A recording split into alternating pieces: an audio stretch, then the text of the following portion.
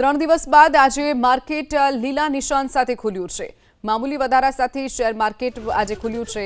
સેન્સેક્સમાં 350 થી વધુ પોઈન્ટનો ઉછાળો નોંધાયો છે તો નિફ્ટીમાં પણ 100 થી વધુ પોઈન્ટનો વધારો। ડોલર સામે રૂપિયો પણ રેકોર્ડના નીચલા સ્તરથી ઝડપથી ઉપર ઉછળી રહ્યો છે।